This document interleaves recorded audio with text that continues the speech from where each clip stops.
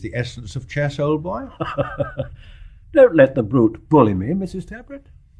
I think you're quite capable of taking care of yourself, Doctor. Besides, how can anyone bully effectively from an invalid bed? If you moved your bishop, you'd make things a bit awkward for me. When I want your advice, I'll ask for it. Mother, is that the way respectable general practitioners talk to their patients in the days of your far-distant youth? Now, how on earth do you expect poor Nurse Wayland to read when you never for an instant hold your tongue? I don't mind, Mrs. Tabret. Don't bother about me. After listening to my sprightly conversation for nearly 5 years, Nurse Wayland pays no more attention to me than if I were a deaf-mute. And who can blame her? Even when pain and anguish wring my brow, and I swear like 50,000 troopers, I never manage to bring the blush of shame to her maiden cheek. I know. It's exasperating. It's worse than that, nurse. It's inconsiderate. Watch the doctor. He's about to move. Be very careful, old boy. The position is fraught with danger. I'm going to move my knight. What would you say if I gave that pawn a little push and murmured, check? I should say it was your right, but I should think it a trifle vulgar. Do you know what I'd do now in your place? No, I don't. I'd catch my foot in the leg of the table and kick it over accidentally. That's the only way you can save yourself from getting the worst hiding I've ever given you. Go to the devil. There. Ah, you do that, do you? All right. If you please, ma'am, Major Liconda wants to know if it's too late for him to come in and have a drink. Of course not. Where is he? He's at the door, sir. Ask him to come in. Very good, ma'am. You know him, don't you, old boy? No, I've never met him. He's the fellow who's just taken that furnished house on the Golf-Links, isn't he? Yes, I knew him years ago in India, and that's why he came here. He was one of Mother's numerous admirers. I understand that she treated him very badly. I can well believe it. Does he still cherish a hopeless passion for you, Mrs. Tabret? I really don't know, Dr. Harvester. You'd better ask him. Is he Indian Army? No, police. He's just retired. He's a very good chap, and I believe he's rather a good golfer. Colin has played with him 2 or 3 times. I asked him to dine tonight so that Maurice could get a game of bridge, but he couldn't come. Major Liconda. Good evening. Hello, good evening. Oh, do come in. Thank you. Oh, how nice of you to look in. I was on my way home. I saw your lights were on, so I thought I'd just ask if anyone would like to give me a Jock and Doris. Well, now help yourself. The whiskey's there on the table. Oh, right, thank you. How are you, nurse? Very well, thank you. Good. And the patient? Bearing up pretty well, considering all he has to put up with. I see you're in your usual high spirits. I don't think you know Dr. Harvester. How do you do? Mrs. Tabret tells me you're a very good doctor. I take great pains to impress the fact on my patient. His only serious fault is that he thinks he can play chess. Well, don't let me disturb your game. It's finished. Not at all. I have 3 possible moves. What do you say to that? Mate, you poor fish. Oh, damn. Have you beaten him? Hollow. Well, I won't keep you up. I'll just swallow my drink and take myself off. I really only came to say I was sorry I couldn't come to dinner. There's no hurry, you know. I'm not going to bed for hours. We're really waiting up for Stella and Colin. They've gone to the opera. Well, I'm a night owl. I never go to bed till I can't help it. You're the man for my money. Well, I've got a day's work before me. I'll just have a drop of scotch to assuage the pangs of defeat, and then I must run. Please do. Let's send the rest of them off to bed, Major, and have a good old gossip by ourselves. Righto. I'm willing. Now, if you really want to stay up, Maurice, let Nurse Wayland get you ready, and then Colin can help you. All right. What do you say to that, nurse? Well, it's just as you like. I'm quite prepared to stay up until Mrs. Maurice comes in. I'll put you to bed after you've said good night to her. No, come on. You're looking tired. Yes, you're looking a little peaked, Nurse. I think it's time you had another holiday. Oh, I don't want a holiday for months. Put your shoulder to the wheel, nurse, and gently trundle the wounded hero to his bedchamber. Shall I come and help? Not on your life. It's bad enough to be messed about by one person. I don't want a crowd, damn it. Sorry. I'll open the door for you now. Oh, thank you. I shall only be 10 minutes.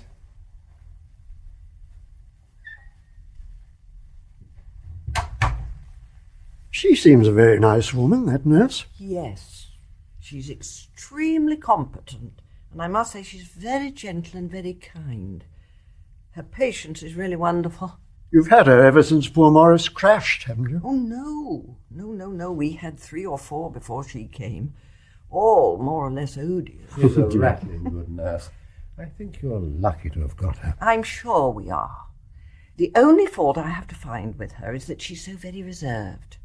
Except for her month's holiday every August, she's been with us all day and every day for nearly 5 years. And I only just know that her name's Beatrice. She calls the boys Mr. Maurice and Mr. Colin, and Stella she always calls Mrs. Maurice. She seems to be always, well, on her guard. No, she certainly doesn't encourage familiarity. I can't imagine skylarking with her at a Sunday school treat, I must admit. And of course, she's a little tactless. It never seems to occur to her that Maurice wants to be alone with his wife. Poor lamb. He has so little. Well, he likes to say good night to Stella the last thing, and he likes to say it without anyone looking on. That's why he's staying up now. Poor old boy. He can't bear the thought of going to sleep without kissing her. And Nurse Wayland always seems to find something to do just that last moment. He doesn't want to hurt her feelings by sending her out of the room, and he's terrified of being thought sentimental. So he uses every sort of trick and device to get her out of the way. But good Lord, why don't you tell her? After all, there's no reason why a man shouldn't kiss his wife good night if he wants to. She's terribly sensitive. Haven't you noticed how often rather tactless people are? I suppose Maurice is absolutely dependent on her. Absolutely. All sorts of rather unpleasant things have to be done for him, poor dear. And he can't bear that anyone should know about them, especially Stella. Yes, I've discovered that. Is there really no chance of his getting better, Doctor? I'm afraid not. It's a miracle that he's alive at all. He was terribly smashed up, you know. The lower part of his spine was broken and the plane caught fire and he was badly burnt. And when you think that he was flying all through the war and he never even had a mishap. His courage amazes me. He never seems low or depressed. Never. His spirits are wonderful. It's one of the most anguishing things I know, to see him when he's in dreadful pain, forcing a joke from his lips. I'm sorry to think Colin is going away so soon, Mrs. Tabret. I think his being here has done Maurice a lot of good. When they were boys, they were always great friends, you know, and brothers aren't always. They're not indeed. And Colin had been away so long. He went to Central America just before Maurice crashed, you know. Mm-hmm. He had put all his share of his father's money in a coffee plantation. He's doing very well. He loves the life out there, and it does seem cruel to ask him to give it up, to help us to look after his crippled brother. Well, I think it would be very unfair. One has no right to ask anyone to give up his own chance of making the best he can of life. At all events, with a young one may ask. But the likelihood of their consenting is very slight. Here we are again. I'm all fixed up and ready for any excitement. And I must go. And Nurse Wayland should go to bed. I'll just gather my things together and say good night. Are you sure Mrs. Morris and your brother won't go and have supper after the opera? I'm sure they will. I particularly told Stella she was to have a real treat. It's not often she goes on the loose, poor dear. Then they won't be home till 4. Does that mean you disapprove of my staying up, you hard and brutal woman? Doesn't Dr. Harvester? Very much, but I'm aware that Maurice has no intention of going to sleep till he knows his wife is safely home again, and my theory is that it does people good now and then to do what they shouldn't. Aha, that's the kind of doctor for me. What's that? What? What, Maurice? I thought I heard a car. Yes, by Jove, it's Stella. Do you mean to say you can hear it from this distance? You bet your life I can. That's the family bus. Now, just stay a minute and see Stella, Doctor. She's got her best bib and tucker on, and she's a sight for sore eyes. What were they giving at the opera tonight? Tristan. That's why I insisted on Stella going. It was after Tristan that we got engaged. Do you remember, Mother? Yes, of course I do. We'd all been to hear it, and then we went on to supper. I drove Stella round Regent's Park in a little two-seater I had then, and I swore I'd go on driving round and round till she promised to marry me. Tristan had given her such an appetite that by the time we were halfway round the second time, she said, "Oh, hell, if I must either marry you or die of starvation, I'd sooner marry you."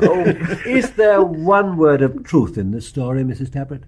All I know is that the rest of us had only just ordered our supper when they came in looking like a pair of cats who'd swallowed a canary and said they were engaged.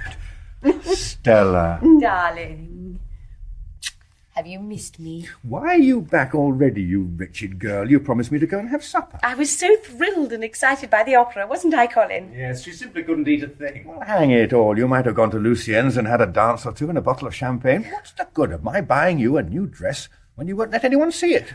She said it was too dressed up to go to the opera in, Major, but I exercised my marital authority and made her. Quite right. Darling, I wanted to show it off in the intervals, but I hadn't the nerve, so I kept my cloak on. Well, take it off now and show the gentlemen.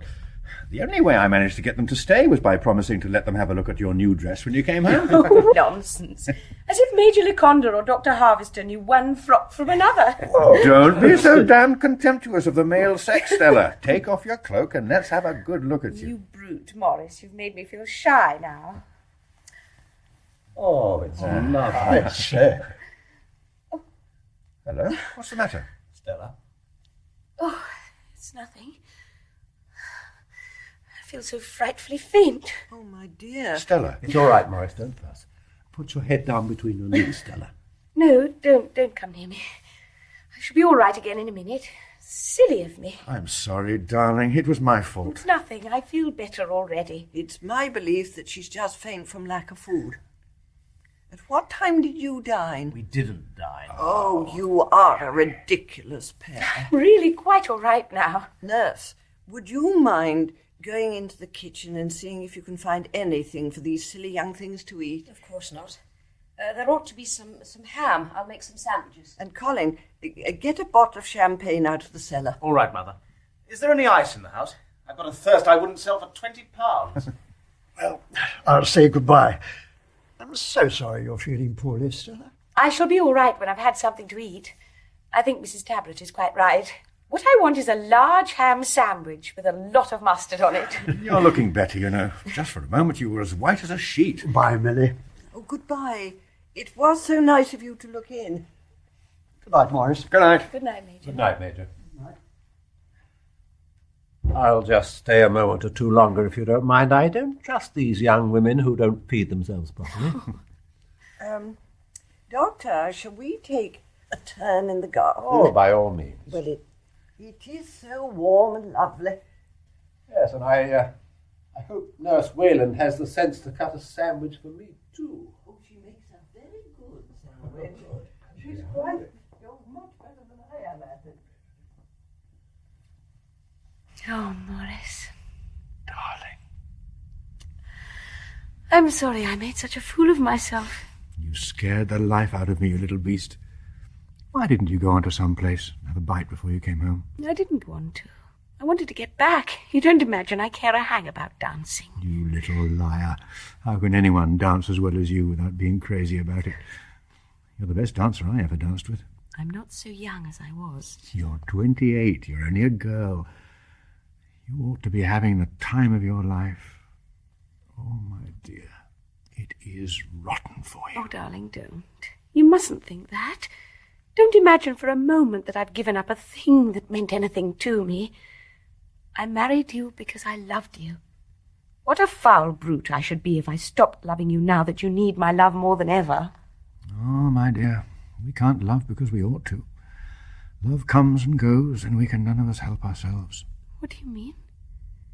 Has there been anything in my behaviour to lead you to think that I wasn't the same as I'd always been? No, darling. You've been angelic always. Always. Why, what's the matter? You suddenly went quite pale. You're not feeling faint again. No, I'm all right. You know, if I've seemed often to take for granted all you've done for me, you mustn't think I'm not conscious all the time how much I owe you. Oh, that's very silly of you, my pet.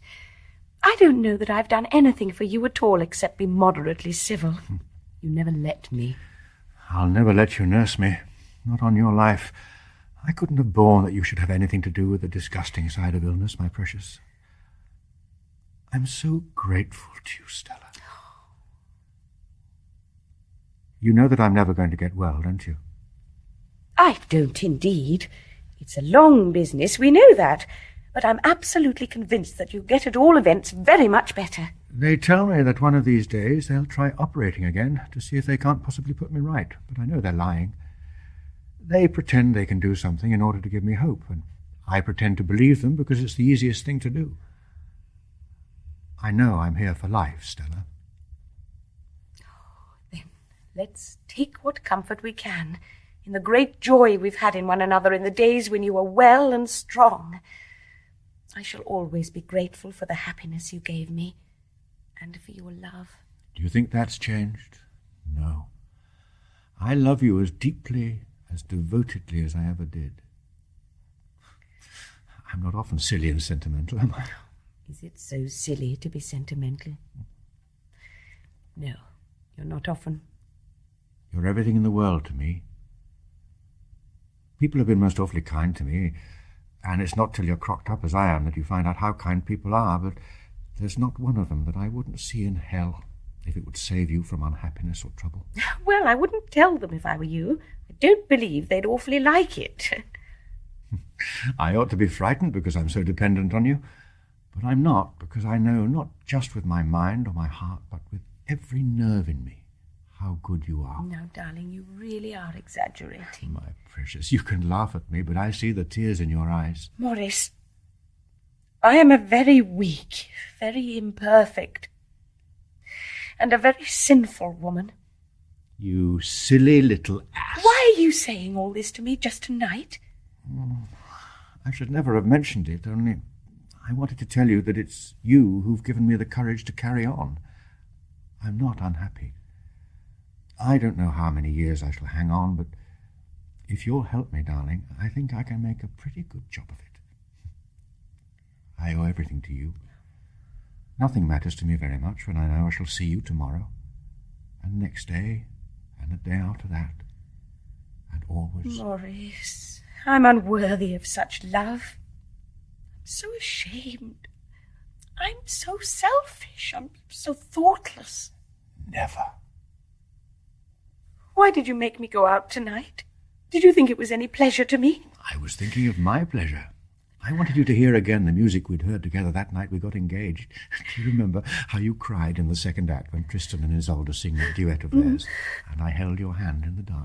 I cried because I loved you, and I was happy. Did you cry tonight? I don't know. You know, that music is stunning, isn't it? People seem to think it's above the average.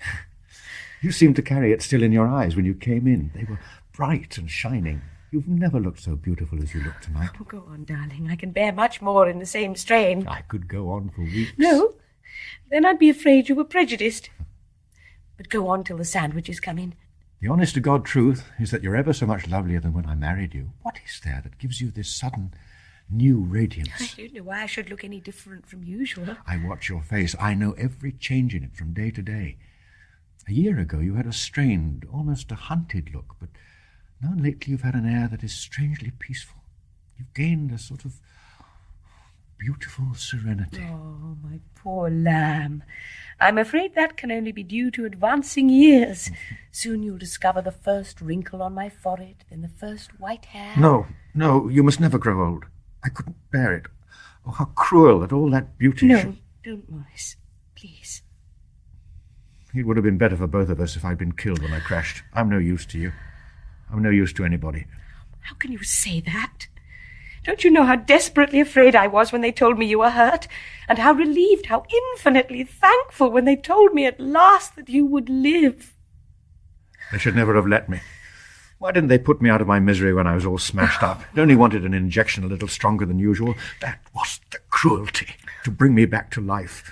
Cruel to me and 10 times more cruel to you. I won't let you say it. It's not true. It's not true. I think I could have borne it if we'd had a child. Oh, Stella, if only we'd had one, I could think to myself that it was you and me, and you would have something to console you. After all, it's a woman's destiny to have children. You wouldn't have felt that you had entirely wasted your life. My dear, I don't feel I've entirely wasted my life. You're not yourself tonight. Ill, tired. Oh, what has come over you? I love you, Stella. I want to take you in my arms as I used to. I want to press my lips to yours and see your eyes close and your head fall back, and feel your dear soft body grow tense. Stella. I can't bear it. Maurice, darling, don't. Don't cry. There. Don't cry.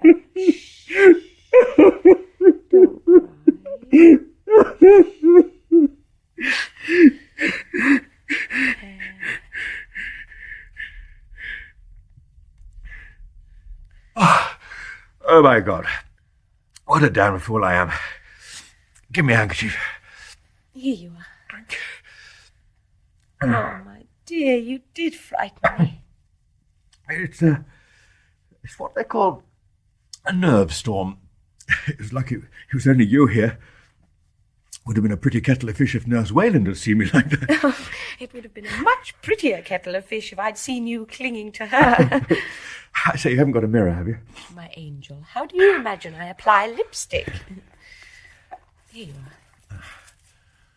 I do look rather tear-stained, if I may say so. Let me powder your nose. You can't think what a comfort it is after you've been upset. Go on with you. You can give me a whiskey and soda if you like. All right, but I'll powder mine. I feel like a house on fire now. I wish someone would explain how it is that a dab of powder can, in the twinkling of an eye, reduce a woman's nose from an unwieldy lump to a dear little thing that no one can deny is her best feature. These are the miracles of science that we read about. Now I'll get you your whiskey and soda. Thank you.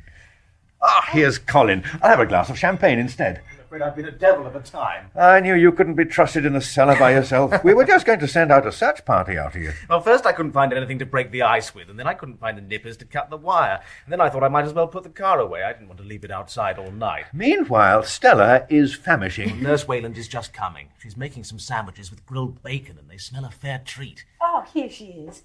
That is kind of you, nurse. If there's anything I adore, it's bacon sandwiches. I haven't brought any knives and forks. I thought you could eat with your fingers. Heavenly. I'll just bolt up and change my coat. I might just as well be comfortable, and I shan't be a minute. Well, I'm not going to wait for you. All right. Go right ahead. But leave me my fair share, or else all is over between us. Oh. I'll call the others. Righto. Dr. Harvester, come and eat a sandwich before it gets cold. I don't think I'll wait to see you people make pigs of yourselves. I think I'll turn in. Aren't you going to have a drink with us? I don't think I will after all, if you don't mind. No. I'm rather tired. I'm sorry, Maurice.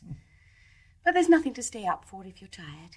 You might look in on your way up to bed, Stella. Yes, rather. But I shan't disturb you if you're asleep. I shan't be asleep. I've got a bit of a head, but I'll just lie still in the dark and it'll go away.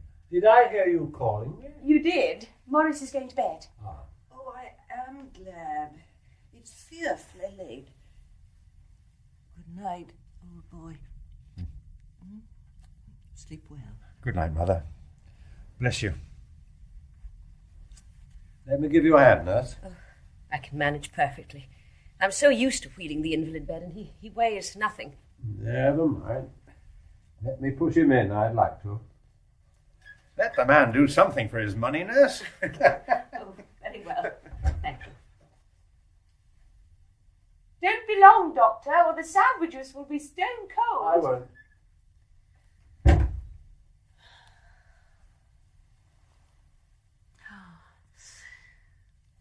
Maurice is rather nervous tonight. Yes, I noticed it. I'm sorry I went to the opera. Oh, my dear, you go out so little. I haven't the inclination, really. I'm afraid you're awfully tired. Dead. Well, why don't you eat something? No, I'll wait till the others come. Whatever happens, my darling, I want you to know that I'm deeply grateful for all you've done for Maurice. Why do you say that? You don't think he's any worse? No, I think he's just about the same as usual. Oh, you startled me. I don't know why you should suddenly say a thing like that. Is there any reason why I shouldn't? Sounded strangely ominous. I feel I'd like you to know that I do realize what a great sacrifice you've made for him for so many years. You mustn't think that I've taken it as a matter of course. Oh, my dear, don't.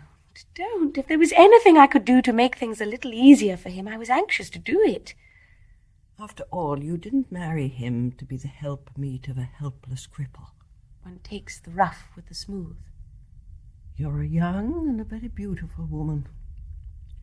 You have the right to live your life just as everyone else has. And for years now, you've given up everything to be the sole comfort of a man who was your husband only because a legal ceremony had joined you together. No, because love had joined us together. Oh, my poor child. I'm so desperately sorry for you. Whatever the future may have in store, I shall never forget your courage, your self-sacrifice and your patience. I don't understand what you mean. Don't you? Oh, yeah? Where are the others? Maurice has gone to bed. Dr. Harvester is just coming. Now, come on, children, and sit down and have something to eat. I'll pour out some wine, shall I? Scrumptious. Yes, Nurse Wayland does make them well, doesn't she? Marvellously. Good night, Nurse. Oh, Doctor, if you don't hurry up, you'll be too late. These sandwiches are simply lovely. Well, I just have a sandwich and swallow one glass and push off. It's any old time, and I've got to be up bright and early in the morning. Is Maurice all right? He's a bit down tonight for some reason. I don't know why. He was in great spirits earlier in the evening. Yes, I expect he's tired. He would sit up. He says he's got a headache. I've left him a sleeping draught that he can take if he can't get off or wakes in the night and feels restless. I'll go in and see him before I go to bed. If he can only get a good rest, I'm sure he'll be his usual self tomorrow. Sit with him a little, Stella. Of course I will. Well, I must be off. Good night, Mrs. Tabret. I've had a jolly evening. I'll come and see you to the door, and then I shall go to bed. Good night, children. Good night. Good night, Colin, dear. Now, don't stay up too late, either of you. I'll put out the lights and see that the windows are properly closed and the safety catches are in place. I will, Mother. You see how these boys treat me, Doctor? They've no respect for their aged mother. A certain amount of restrained affection, however. Bless you, my dear. Now and always. Good night. Good night, Doctor. We shall see you in a day or two, I suppose. I expect so. Good night, old boy.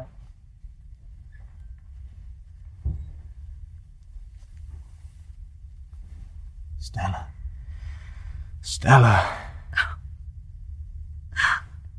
Oh, Colin. My poor darling. Don't touch me.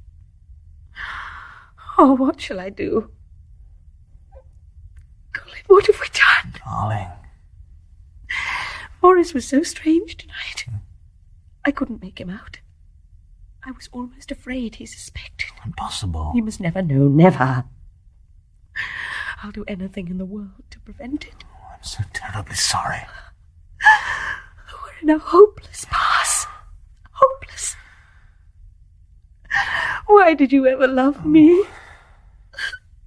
Why did I ever love you? Stella. Oh, I'm so ashamed.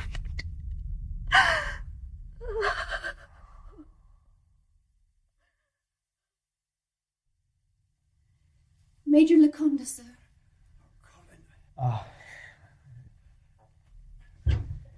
It's nice of you to have come. My dear boy, what an awful thing.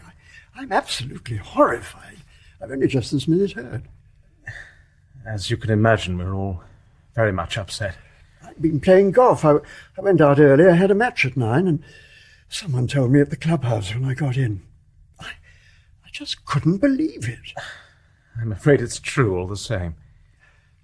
But Maurice seemed comparatively well last night. Anyhow, no worse than usual. I thought he was in such good spirits. He was full of fun, cracking jokes. Yes, I know. Of course, I haven't heard any of the details.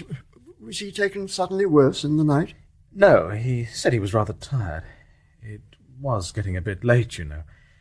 Harvester was here, and he helped Nurse Wayland to put him to bed. He seemed all right then. Well, what? Did he just die in his sleep? I suppose so. Well, that's the best way, isn't it? We'd all give something to know for certain that when our time came, we'd pass away like that. He can't have felt ill, or he'd have rung. He had a bell push under his pillow, and it rings in Nurse Wayland's room. Or she'd have been down like a flash if there'd been a sound. And she heard nothing? Nothing. When did you find out, then? Well, you see, sometimes, if he'd had a poorish night, he slept rather late in the morning, and he was always allowed to sleep on.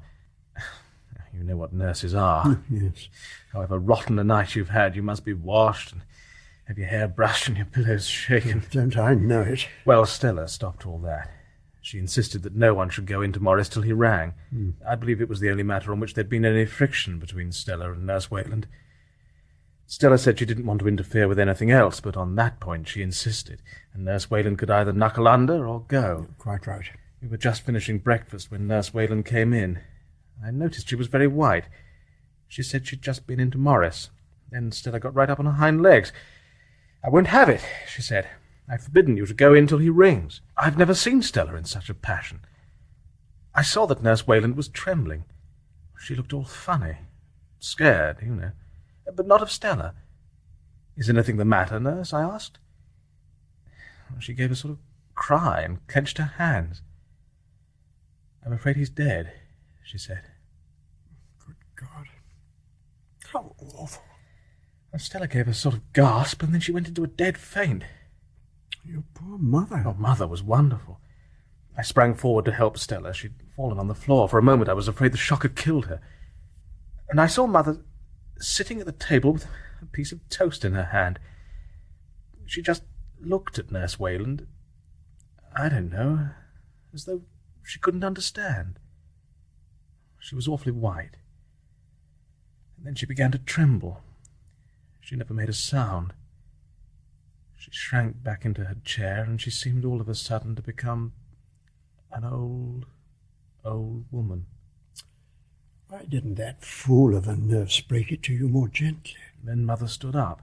She got hold of herself quicker than any of us. I never knew she had such nerve. Oh, she's a woman in 1,000. I've always known that. She said to me, "You'd better go for Dr. Harvester." By God, I shall never get the sound of her voice out of my ears. Hold on, old man. It's no good you're going to pieces. Don't tell me any more if it upsets you. No, I'm all right. There's nothing more to tell. Mother said, "Nurse and I'll see to Stella." That seemed to pull Nurse Wayland up. She came forward, and she and Mother began to get Stella round. I went into Maurice's room. I felt his pulse, and I put my hand on his heart. He looked as if he was asleep. I knew he was dead. I got the car and went to Dr. Harvester's and brought him back with me. He said he thought poor Maurice had been dead for a good 2 hours. Did he say what had happened? He thinks it may have been an embolism, or perhaps heart failure, How about Stella? Oh, she's all right, thank God. My God, she did give me a fright. Oh, I don't wonder. Harvester wanted her to go to bed, but she wouldn't. She's in Maurice's room now. What about your mother? Harvester's with her. He had to go and see some patients, but he said he'd come back, and he turned up just before you did. Dr. Harvester, sir. Hello, Major. Thank you, Alice. Not at all, Doctor. This is a very sad errand that's brought you here, Doctor. Oh, it's naturally been a dreadful shock to Mrs. Tabret and Stella. How is Mrs. Tabret? She's bearing up wonderfully. I wonder if she'd like to see me. Oh, I'm sure she would. Shall I run up and see? Oh, that'd be very kind of you, Colin. Say that if she doesn't want to be bothered with me, she's only got to say so. I shall quite understand. All right.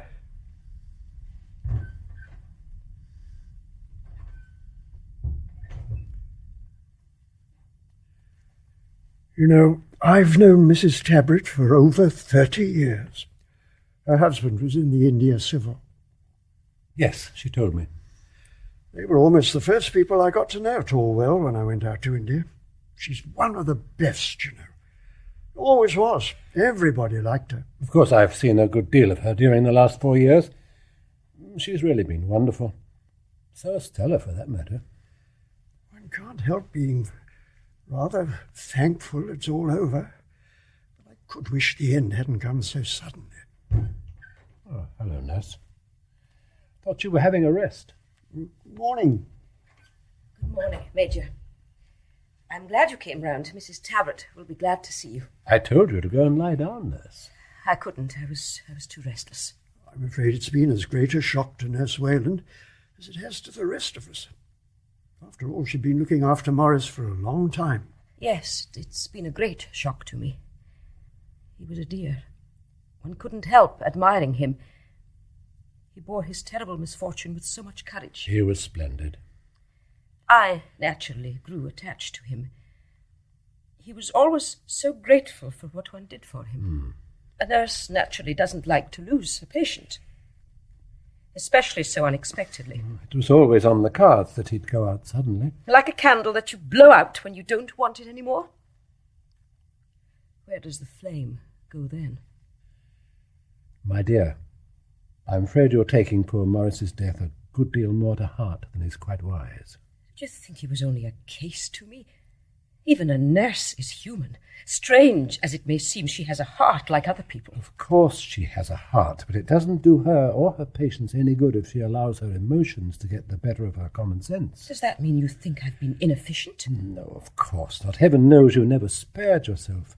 Now, you take my advice and go for a holiday. What you want is a real rest. What is it, in your opinion, that Maurice Tabret actually died of? Heart failure. Everybody dies of heart failure. Of course, but that's as good a thing as any to put on the death certificate. Are you going to have a post-mortem? No, why should I? It's quite unnecessary. I don't agree with you. I'm sorry, but it's my affair. If I'm prepared to sign the death certificate, I don't know that anyone else has any right to say anything about it. You've told me half a dozen times that Maurice Tabret might have lived for years. So he might. I can tell you now that it's a blessing for everybody concerned with him that he didn't. Dr. Harvester, Maurice Tabret was murdered. What are you talking about? Do you want me to repeat it? Maurice Tabret was murdered. Rubbish. I dare say you're not quite yourself this morning, nurse. It's very natural. But you must try to be reasonable. You oughtn't to say things that you can't possibly mean. I am in complete possession of my senses, Major Liconda, and I know perfectly well what I am saying. Do you mean to say that you intended that statement to be taken literally? Quite. It's a very serious thing to say, you know. I am aware of that. It's grotesque. You have known me for 5 years, Dr. Harvester. Have I ever given you to imagine that I am a neurotic or hysterical woman, given to talking in a wild or exaggerated way? Do you mean that you're dissatisfied with the way your patient was treated by Dr. Harvester? Is that it, nurse? Well, don't hesitate to say anything you want to. I shan't be in the least offended. So far as I could judge, you did everything for Maurice Tabret that medical skill could do. Besides, he was surely seen by several specialists. Half a dozen at the least. Well, Nurse Wayland? I am a trained nurse, Major Liconda. You surely don't imagine that if Maurice Tabret had died as the result of an error in treatment on Dr. Harvester's part, that I should be so heartless as to distress the relatives by mentioning it. I have made a definite charge, and I stick to it. The charge being that some person or persons unknown murdered Maurice Tabret. Yes. But why should anyone want to murder poor Maurice? That at present is no business of mine. Now, look here, nurse, you know just as well as I do that everyone was devoted to Maurice. No one was ever more surrounded with love and affection than he was. It's incredible that anyone should even have wished him harm. Whatever I may or may not think, I am at liberty to keep to myself. I am not in the witness box. The witness box? Do you already see yourself giving sensational evidence at the Old Bailey? I can honestly say that I can imagine nothing more hateful than the notoriety if I were obliged to appear in court. There'd be notoriety, all right. Come now, you know just as well as I do that Maurice died of natural causes. What on earth is the use of making a fuss and getting everyone upset? If he died of natural causes, a post-mortem will prove it, and then I shall have nothing more to say. I'm not going to have a post-mortem. You know how the relatives hate it. Are you afraid of what it will show? Of course not. I warn you that if you sign the death certificate, I shall go straight to the coroner and make a protest. I should have thought the Tabrets had enough to put up with. Major Liconda, will you tell me, what is the duty of a nurse who has reason to believe that her patient has come to his death by foul play? I should suppose that her duty is quite clear. But I think she should be very sure that her reasons are valid before she exposes to distress and publicity a family that has treated her with unvarying kindness. Major Liconda, you are right. Everyone in this house has treated me with the greatest consideration. I therefore do at least owe it to them to make no charges that may concern them behind their backs. Does that mean you want them sent for? Please. Yes. Yes, I think that would be best. You've been so definite, Nurse Wayland, that neither Dr. Harvester nor I can keep the matter to ourselves. However distressing it may be, I think Maurice's family should know what you have to say. Well, I'm quite prepared to tell them. In point of fact, I think Mrs. Tabret is just coming. Where is Stella? Do you want her too? I think it's better. Colin as well. I'll see if I can find them. I believe Stella's in Maurice's room.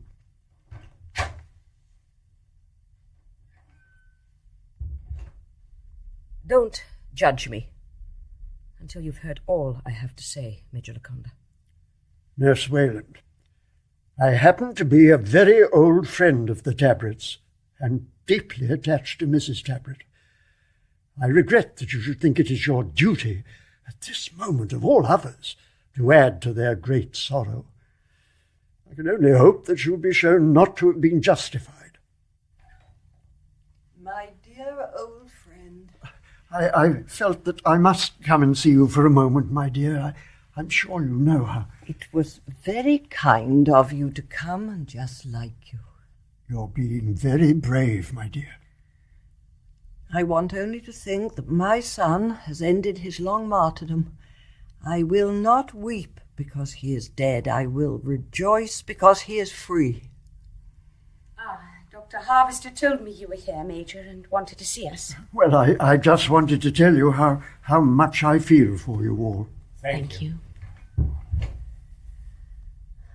You know, Maurice and I often talked of death. He was never afraid of it. He didn't attach very much importance to it. He told me that he didn't wish me to wear mourning for him.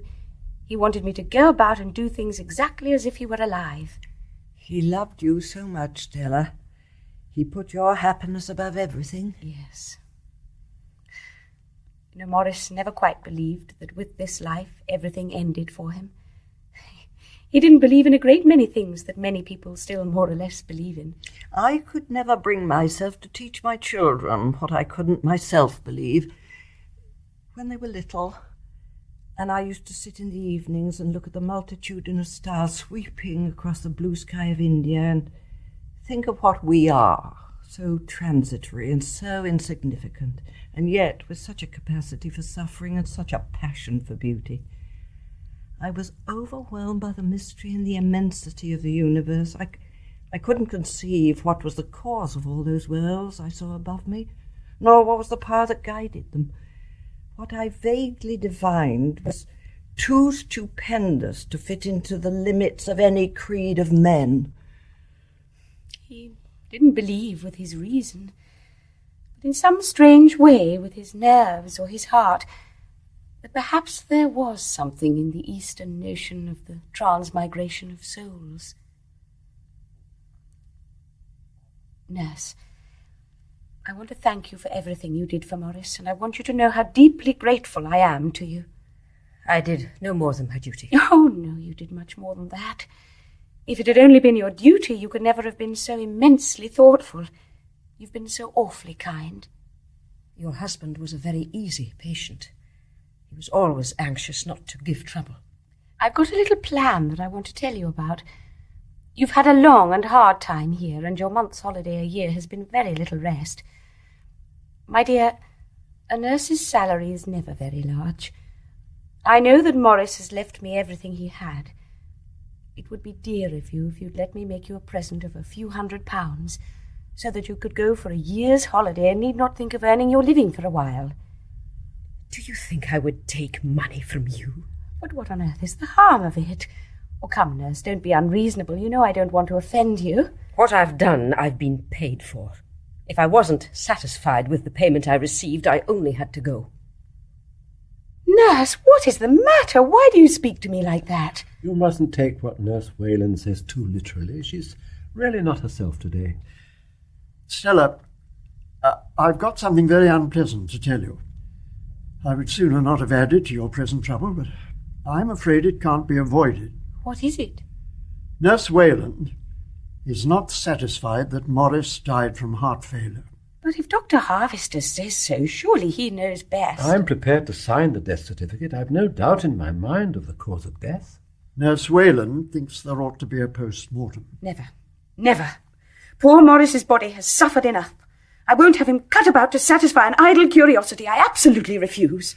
I understand that an autopsy cannot be held except with the consent of the next of kin. Or on the order of the coroner. What does she mean by that? I'm afraid she means that if you persist in your refusal, she'll go to the proper authority and make the statement she has already made to Dr. Harvester and me. What is the statement? Do you wish to repeat it, Nurse Wayland? Not particularly. I have no objection to you doing so. Nurse Wayland states that Maurice's death was not due to illness, but to some other cause. I'm dreadfully sorry, but I don't understand. What other cause could have brought about his death? She says he was murdered. Huh? Oh, murdered? You must be mad, nurse. Harvester and I have pointed out to her that he was regarded by everyone connected with him with the greatest affection. It's preposterous. After the first shock, I'm almost inclined to laugh.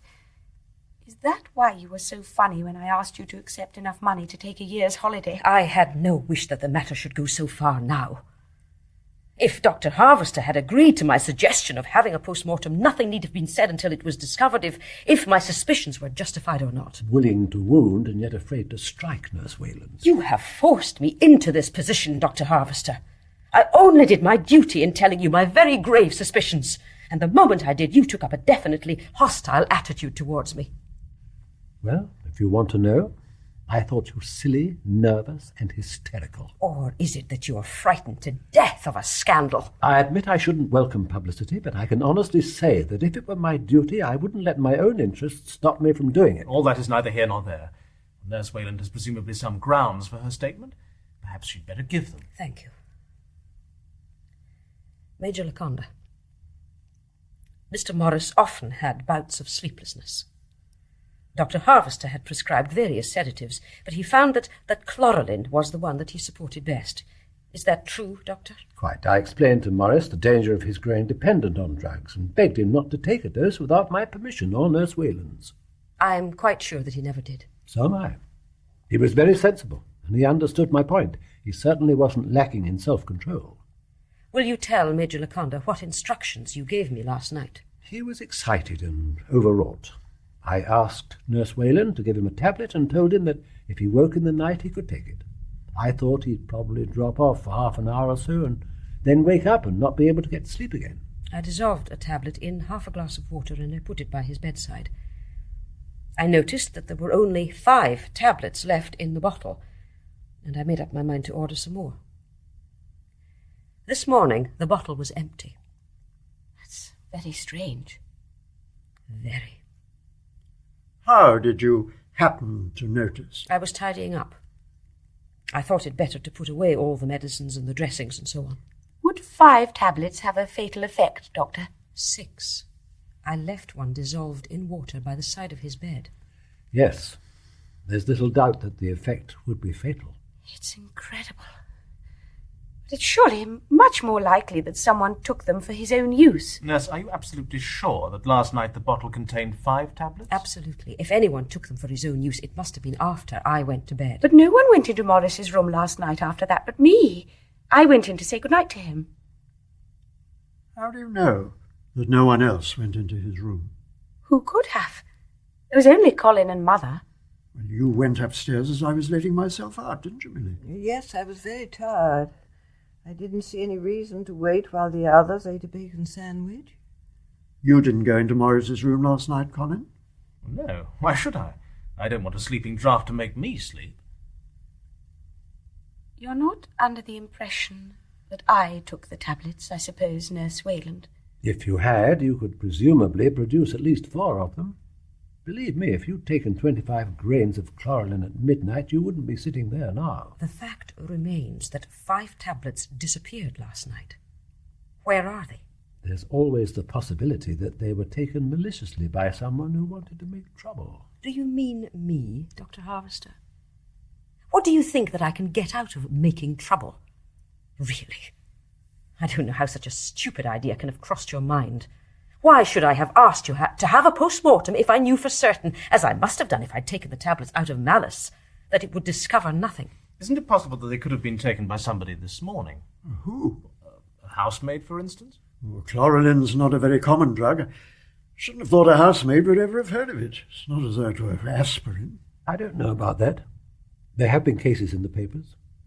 It's not safe to take it for granted that a housemaid wouldn't have got into the habit of taking something when she couldn't sleep. Well, it's very easy to make sure. It's Alice who did Maurice's room. Let's send for her. That is unnecessary. She was frightened at the idea of going in. I told her that I would clean up the room and put everything to rights myself. I'm quite sure that she's not been in this morning. What are we to do, Mother? You must do exactly what you think fit. Mrs. Tabret, I know that this must add terribly to your grief. I can't tell you how sorry I am. It seems dreadful that I should have to repay all your kindness to me by increasing your troubles. My dear, I'm quite ready to believe that you will do nothing and say nothing but what you think is right. Oh, dear, it's all come as such a dreadful shock. I think that I should tell you that when I found the tablets were missing, I looked in the glass in which I'd dissolved the one that I'd prepared for him. There was still about a dessert spoonful of liquid in the bottom of it. I have put it aside, and I suggest that it should be analysed. You're wasted on your profession, nurse. You have all the makings of a detective. Wouldn't a draught in which half a dozen tablets have been dissolved be very unpalatable? It would be rather bitter. I suppose if one swallowed it down at a gulp, one would hardly notice till one had already drunk it. It all sounds very circumstantial. I'm afraid there's a dreadful probability in Nurse Wayland's story. But, my dear, it's absurd. Who on earth would have thought of murdering Maurice? Oh, that? Yes, I wasn't thinking of that. Nurse Wayland can't seriously think that anyone deliberately gave Maurice an overdose of his sleeping draught. But I'm beginning to be desperately afraid that perhaps he took it himself. Suicide? He wasn't himself last night. He was very strange. I've never seen him so nervous. Was there any reason for that? I'm afraid so. You see, I'd been to Tristan, and we'd seen it together the night we got engaged. It upset him to think of the past. Did he speak of suicide? No. Had he ever done so? Never. I don't believe it had entered his head. I am quite convinced that Maurice Tabret did not commit suicide. What reason have you got for saying that? Sometimes. He was terribly depressed. I didn't think it wise to let him have within reach the power of putting an end to himself. I never saw him depressed. I know you didn't. You never saw anything. What have I done to you? Why do you talk to me like that? Your face is all twisted with hate of me. I don't understand. Don't you? I'm beginning to be frightened of you. What sort of woman are you that we've had in this house for almost 5 years? There's nothing to be frightened of, my darling. Now, don't give way to your nerves. Because he joked and laughed when you were there. Did it never occur to you that there were moments when he was overwhelmed with black misery? Poor lamb. Why did he insist on hiding it from me? Oh, his one aim was to make his suffering easy for you to bear. Whatever pain he had, he hid from you so that you shouldn't have the distress of being sorry for him. It's dreadful that you should say such things. You make me feel that I was so cruel to him. Oh, everything had to be hidden from you. When you were coming, the medicine bottles, the dressings had to be put away, so that there should be nothing to remind you that there was anything the matter with him. I would willingly have done everything for him that you did. It was his most earnest wish that I shouldn't concern myself with the horrid part of his illness. And that is true, nurse. I was nothing. I was only his paid nurse. He didn't try to hide from me the despair that filled his heart. He didn't have to pretend with me. He didn't have to be good-tempered or amusing with me. He could be morose, and he knew I wouldn't mind. He could quarrel with me and then say he was sorry if he'd hurt me, and know that he couldn't hurt me.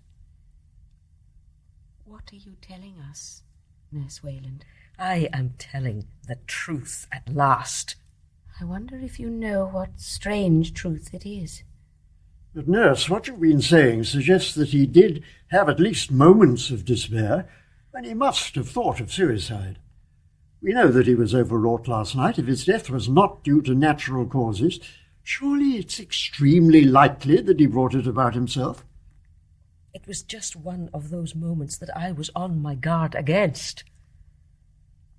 The chlorelin was kept in the bathroom, on an upper shelf that he could not possibly have got at. I had to stand on a chair myself to reach it. If a man is determined to do a thing, he can often surmount difficulties that others would have thought insuperable. Ask Dr. Harvester if it would have been possible for Maurice Tabret to cross the room, go into the bathroom and stand up on a chair.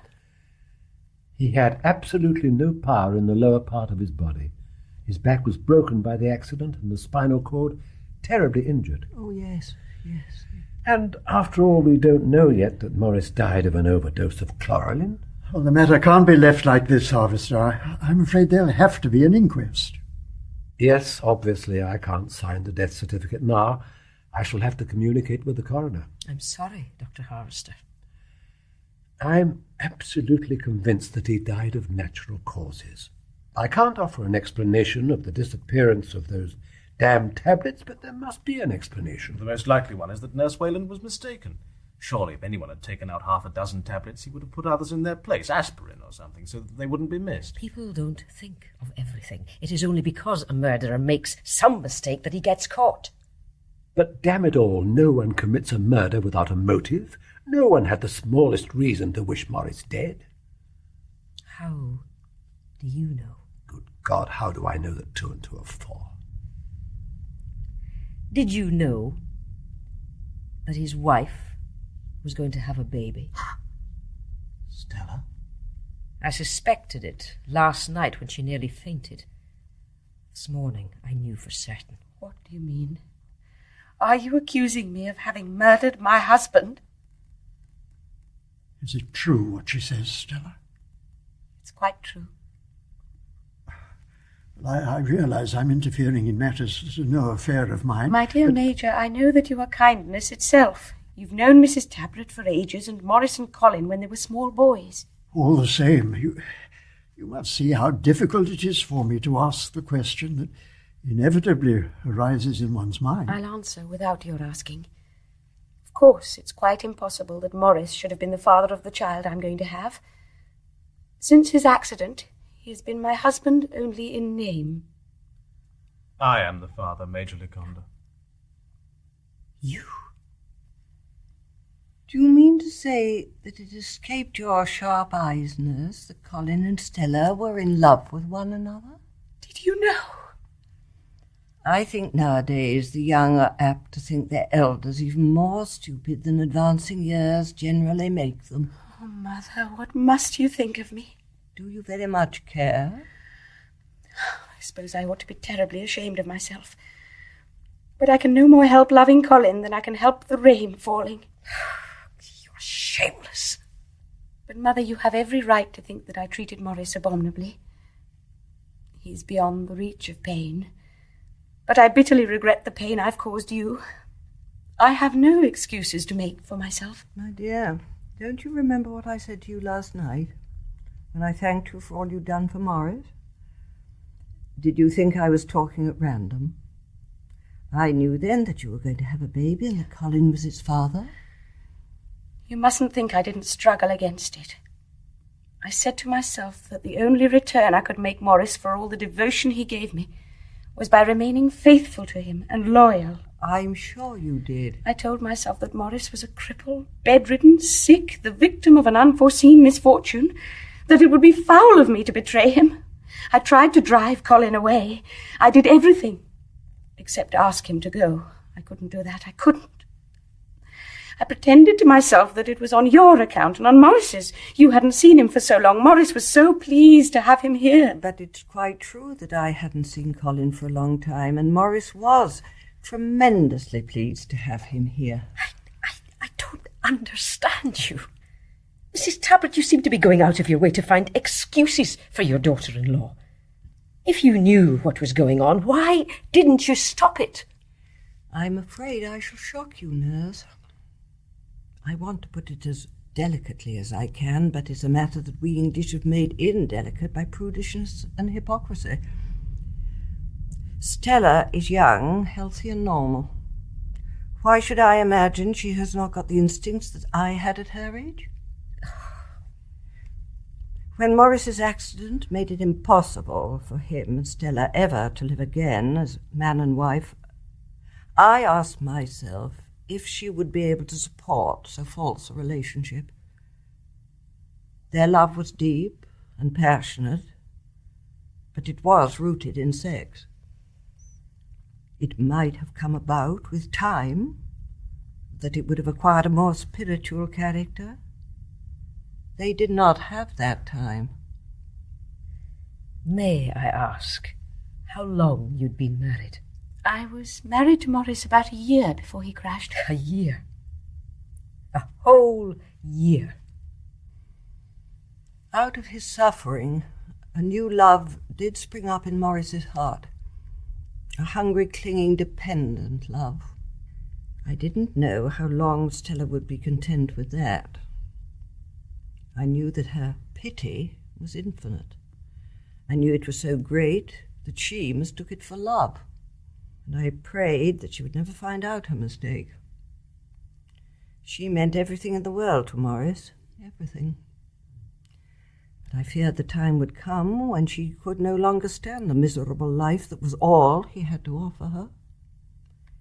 If she wanted to go, I felt we hadn't the right to prevent her. And I knew that if she went, Maurice would die. I would never have left him. It never entered my head that it was possible. I saw the strain that it began to be on her nerves. She was as kind as ever and as gentle, but it was an effort. And what is the good you do worth, unless you do it naturally as the flowers give their scent? I have never been given to understand that good is only good if it's easy to do. No, I don't suppose it is. But if it's difficult, then I think it benefits the person who does it rather than the person it's done to. That is why it is more blessed to give than to receive. I don't understand you. I think what you say is odious and cynical. Then I'm afraid you'll think what I'm going to say now even more cynical and odious. I found myself half wishing that Stella would take a lover. Mrs. Tabret. I was willing to shut my eyes to anything so long as she stayed with Maurice. I wanted her to be kind and thoughtful and affectionate to him, and I didn't care for the rest. When Colin came back, and after a while I realized that he and Stella were in love with one another, I did nothing to prevent the almost inevitable consequences. I didn't deliberately say it to myself in so many words. Oh, that would have shocked me. But in my heart was a feeling that this would make it all right for Maurice. She wouldn't go now. She was bound to this house by a stronger tie than pity or kindness. Didn't it strike you what great dangers you were exposing them to? I didn't care. I only thought of Maurice. When they were children, I think I loved them equally. But since his accident, I haven't had room in my heart for anyone but Maurice. He was everything to me. For him, I was prepared to sacrifice Colin and Stella. I hope they'll forgive me. Oh, my dear, as though there was anything to forgive. Mother. You'll only laugh at me if I say that I'm shocked. I can't help it. I'm shocked to the very depth of my soul. I was afraid you would be, nurse. I would have gone to the stake for my belief that no unclean thought had ever entered your head.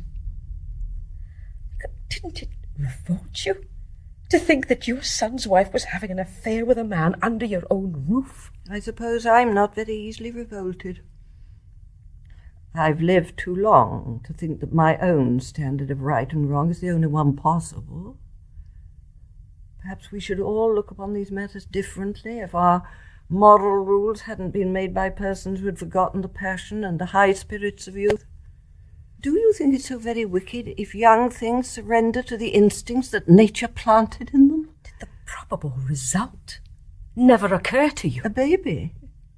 It persuades me of Stella's essential innocence. Otherwise she would have known how to avoid such an accident. You must admit, nevertheless, that Maurice's death has come in the very nick of time to get her out of a very awkward predicament. Are you sure that your motive for all this is anything more than your bitter hatred of me? Why should I hate you? Believe me, I only despise you. You hate me because you were in love with Maurice. How dare you say that? You gave it away. It had often seemed to me that you were fonder of Maurice than a nurse generally is of her patient, and I used to tease him about it. It never struck me that it was serious till this morning. You were madly in love with Maurice. And if I was, what of it? Nothing, except that it's my turn to be shocked. I think it was rather horrible and disgusting. Yes, I loved him. My love grew as I saw yours fade. I loved him because he was so helpless and so dependent on me. I loved him because he was like a child in my arms. I never showed him my love. I would sooner have died. And I was ashamed because sometimes I thought that he saw it, but if he did, he understood. He was sorry for me. He knew how bitter it is to long for the love of someone who has no love to give you. My love meant nothing to him. He had no room in his heart for any love but the love of you. And you had no use for it. You think that you were so kind and considerate. If you'd loved him as I loved him, you'd have seen how less than nothing was all that you did for him. I could think of 100 ways to give him happiness, and you hadn't the love to think of any of them.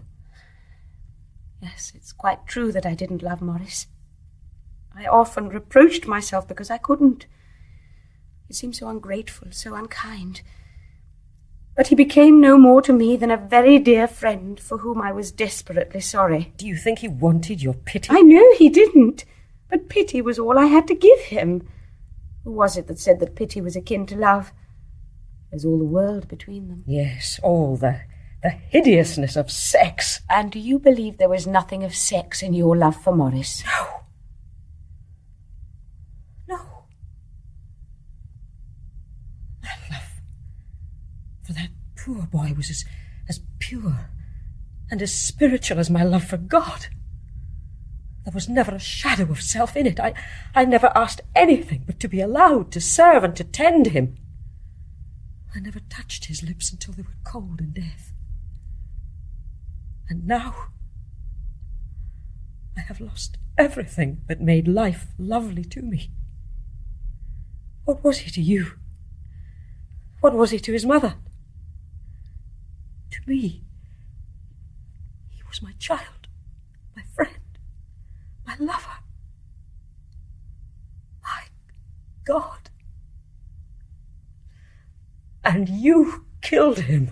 That's a lie. Nurse Wayland, you have no right to say that. It is true, and you know it. I know nothing of the kind. I only know that you've worked yourself up into a state in which you're saying all sorts of things for which you have no justification. I could no more have killed Maurice than I could walk a tightrope.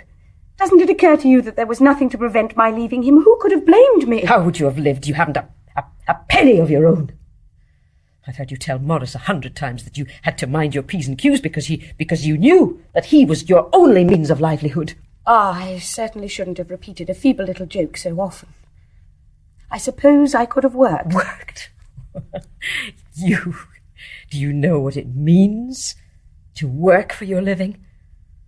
All your life you've been petted and spoiled and pampered, and you knew you were going to have a child. How could you have worked? You're really going too far, Nurse Wayland.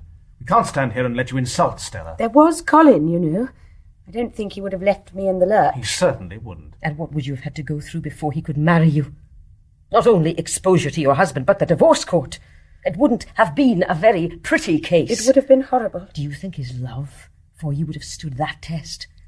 Are you sure he wouldn't have hated you for the disgrace that you had thrust upon him? Men are sensitive, you know. More sensitive than women, and they're afraid of scandal. I may not be typical of my sex. I don't think I should like it either. You don't have to tell me that. Why are you letting me stand here and talk as I'm talking, but that you think that you can persuade me or bribe me into holding my tongue? Why haven't these men, who are your friends and who hate me, thrown me out? Because they're afraid of me. They're afraid of scandal. They're afraid of publicity. Isn't that true? Very probably. And you're not only afraid of scandal, you're afraid of your neck. No, that's not true. You are in a hopeless position, and there was only one way out of your difficulties.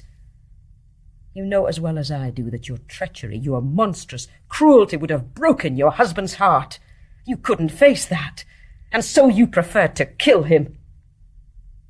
Aren't you falling into a rather vulgar error, my dear?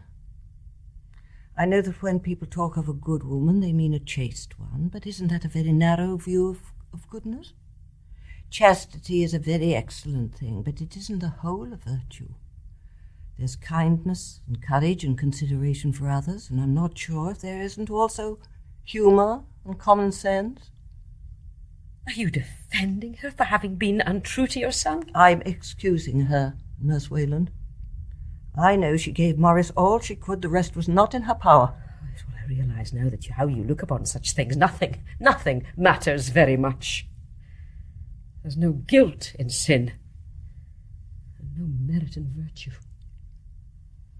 May I tell you a little story about myself? When I was still a young woman with a husband and 2 children, I fell deeply in love with a young officer who had charge of the police in my husband's district, and he fell deeply in love with me. Millie, my dear. I'm an old woman now, and he's an elderly retired major. But in those days, we were all the world to one another. I didn't yield to my love on account of my boys. It nearly broke my heart.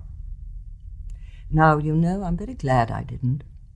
One recovers from the pain of love.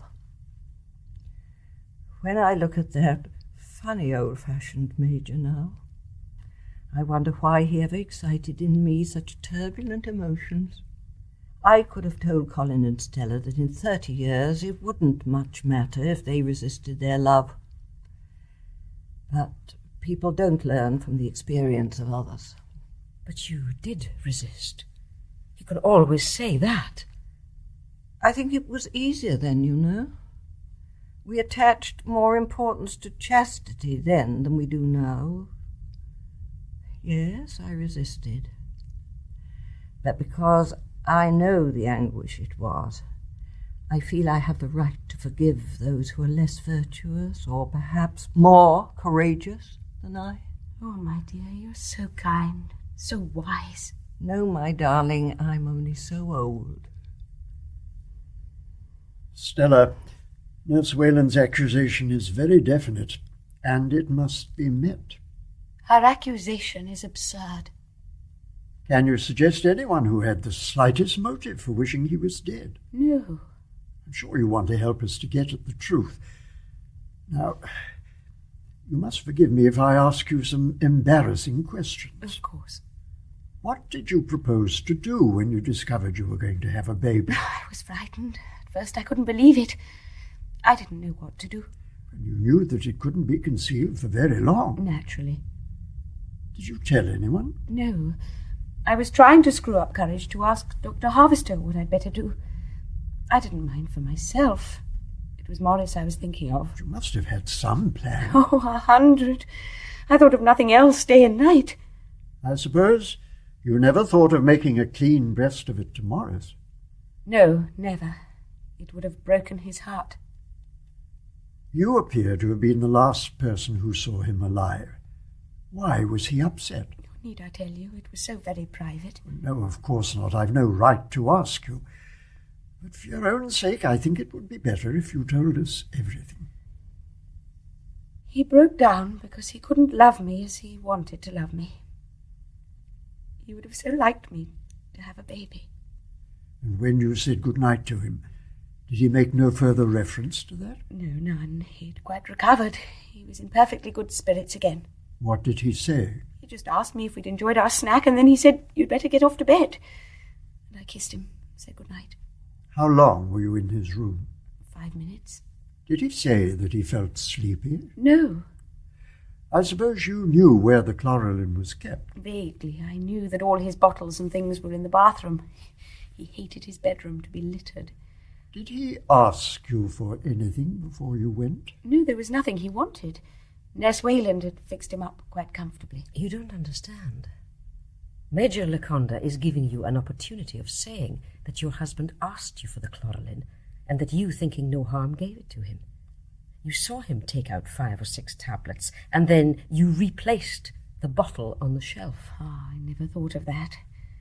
That would have been quite a good way out if I'd poisoned my husband. No, Major, Maurice never asked me for the chlorelin, and I never gave it to him. You've done what you thought your duty, Nurse Wayland. Well and good. If now you have other things to do, I don't think we need take up any more of your time. Oh, I'll go. There's nothing more for me to do here. I started packing my things. I shall be ready in 10 minutes. You must take your time, nurse. Mrs. Tabret, I couldn't go without thanking you for all your kindness to me. My dear, you were never any trouble. It was never difficult to be kind to you. I'm dreadfully sorry to have to repay all you've done for me by bringing this confusion and unhappiness upon you. I know that you hate me, but it seems frightful, but I do ask you to believe that I can't help myself. Before you go, my dear, I should like it, if I could, to release your spirit from the bitterness that is making you so unhappy. God bless you, my dear, for the kindness you showed my poor Maurice and for the unselfish love that you bore him. Oh, no. My dear, now you mustn't lose your admirable self-control. You'd better leave an address, Nurse Wayland. Dr. Harvester will communicate with the proper authorities, and I've no doubt they'll want to get in touch with you. I shall go and see the coroner and put the facts before him. Would you like to come with me, nurse? No. If Mrs. Tabret doesn't mind, I'll ring up his place from here and find out if he's in. Of course I don't mind, but before you do that, may I say something? Of course. I'll try to be brief.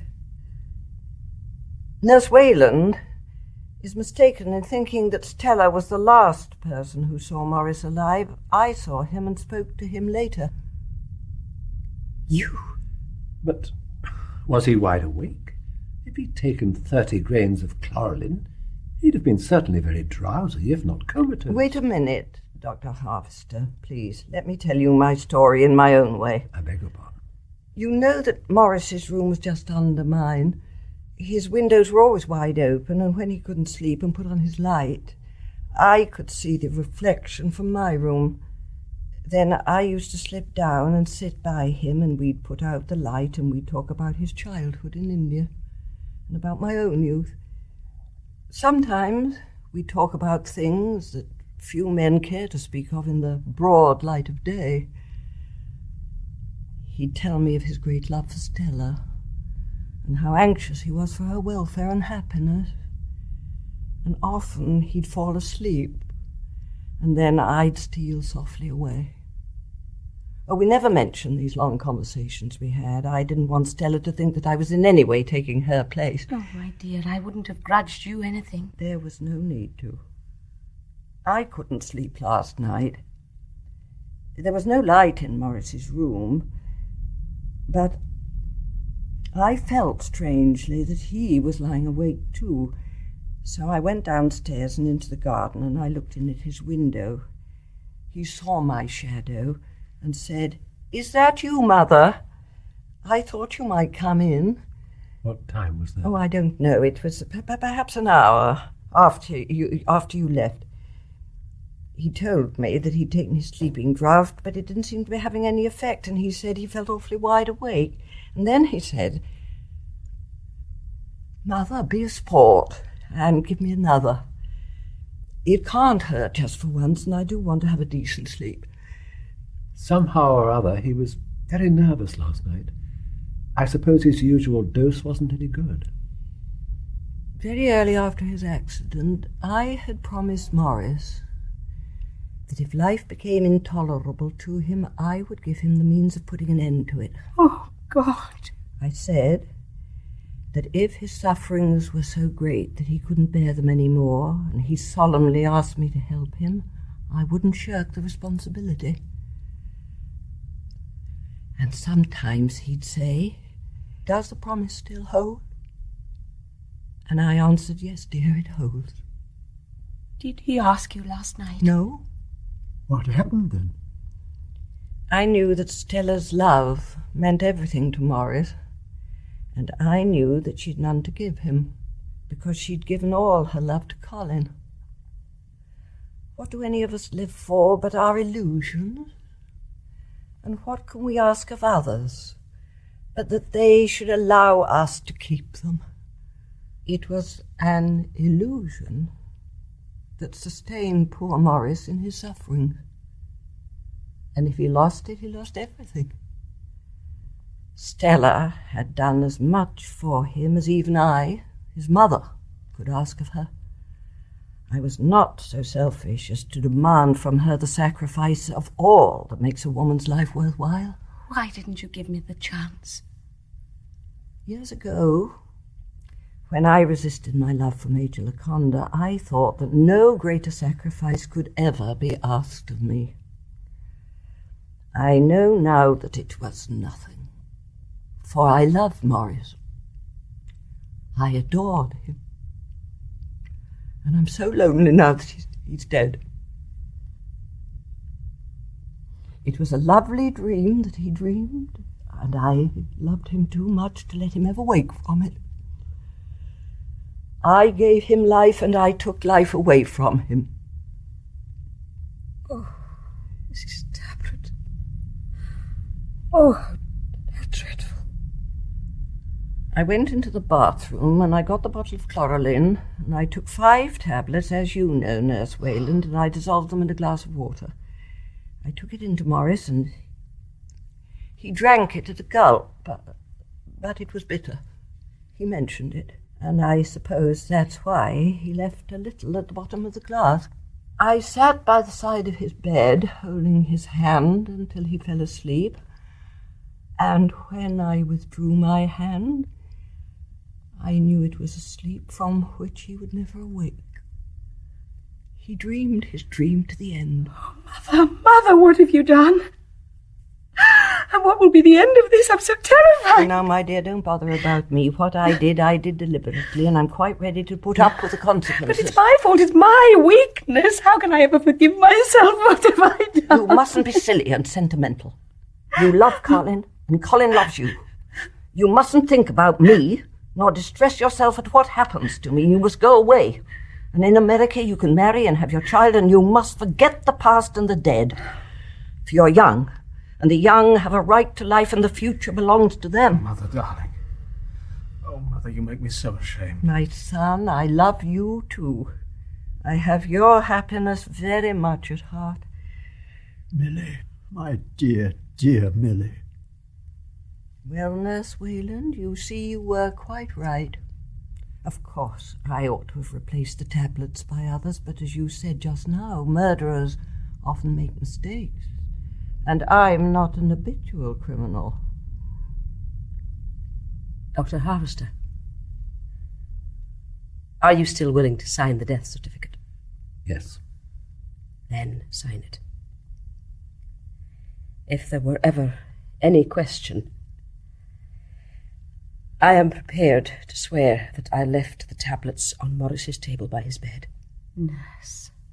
Isn't it a dreadful risk you're taking, Doctor? Damn it, I don't care. Oh, Nurse, we're so grateful to you. Infinitely grateful. Oh, Mrs. Tabret, I've been petty and revengeful. I never knew how mean I was. Now, come, my dear. Don't let us get emotional. We're both of us lonely women now. Let us help one another. So long as you and I keep our love for Maurice alive in our hearts, he's not entirely dead. The Sacred Flame by W. Somerset Maugham starred Wendy Hiller, Hannah Gordon and Janet Moore. It was directed by Graham Gauld.